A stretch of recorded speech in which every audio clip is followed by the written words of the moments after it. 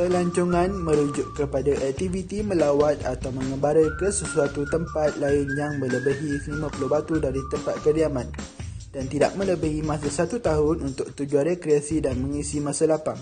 Pelancongan boleh dilakukan di dalam atau di luar negara. Pelancongan merupakan sumber pendapatan bagi banyak negara. Pelancongan antarabangsa merangkumi pelancongan domestik yang membawa barangan ke luar negara untuk tujuan ekonomi. Terdapat kelebihan atau keburukan pelancongan. Kesan positif yang terdapat dalam sektor pelancongan ialah berlakunya pertambahan kemudahan infrastruktur. Antaranya ialah pengangkutan awam, tandas awam, tempat beribadat dan hentian rehat.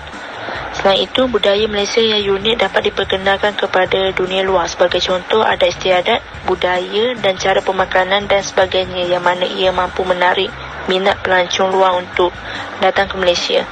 Seterusnya, kesan positif pelancongan adalah dapat mewujudkan peluang pekerjaan dan juga dapat mewujudkan kesefahaman antara masyarakat sejagat. Kesan negatif pelancongan adalah dapat menghakis nilai-nilai murni dalam kalangan masyarakat. Kedatangan mereka mampu untuk menghakis nilai-nilai murni dalam kalangan masyarakat tempatan pada hari ini kerana pemikiran dan sikap mereka yang sangat kontra. Kesan negatif pelancongan juga akan mengakibatkan pembaziran dan kehilangan harta penduduk tempatan. Falsafah pendidikan negara.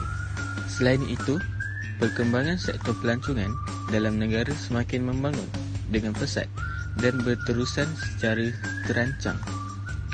Pelbagai kaedah baru yang diguna pakai di dalam pengajaran dan pelajaran khususnya dalam bidang keusahawanan. Terdapat pelbagai institusi yang mengajarkan tentang usahawan, terutama keusahawanan dalam pelancongan. Bidang keusahawanan yang diajar akan mengenengahkan prinsip untuk menjadi usahawan yang berjaya serta selok-belok dalam perniagaan. Hal ini kerana sektor pelancongan yang telah berkembang akan menyebabkan usahawan-usahawan kecil ini terus mewujudkan diri di samping menambah pendapatan diri juga membantu dalam menambah pendapatan dalam negara.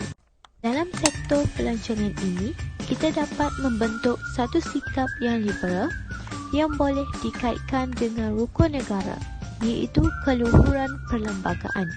Masyarakat bebas mengamalkan agama dan adat resam serta kebudayaan masing-masing yang sesuai dengan matlamat perpaduan negara.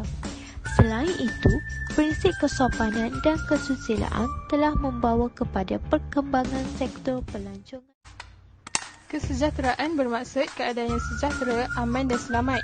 Oleh itu, dalam pembincangan kita ini terdapat dua konsep sejahtera yang dapat kita kaitkan dengan sektor pelancongan.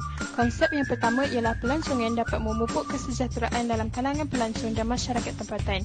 Hal ini kerana sikap yang ditunjukkan oleh masyarakat di Malaysia iaitu saling hormat menghormati antara satu sama lain dan sentiasa memberikan layanan yang baik semasa pelancong asing datang melancong ke negara kita. Sikap ini akan memupuk toleransi di antara satu sama lain maupun pelancong asing atau pelancong tempatan ketika berkomunikasi. Selain itu, konsep kesejahteraan ini dapat membentuk imej tempat pelancongan yang berteraskan falsafah. Imej yang baik akan mengukuhkan lagi hubungan manusia dengan pencipta, manusia sesama manusia serta manusia dengan alam sekitar.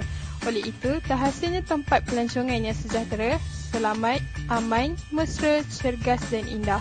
Di samping itu, tempat pelancongan yang didiami oleh sesuatu bangsa sememangnya hendaklah mempunyai sebuah ketamadunan yang tinggi dan baik agar pelancong selesa dengan persekitaran. Antara langkah-langkah untuk memajukan industri pelancongan ialah dengan menaik taraf tahap keselamatan di negara ini dengan menambah bilangan anggota keselamatan untuk mengawal di tempat yang sering berlaku kes jenayah supaya pelancong berasa selamat dan aman untuk melancong ke negara ini. Selain itu, mengadakan kempen-kempen dan promosi pelancongan.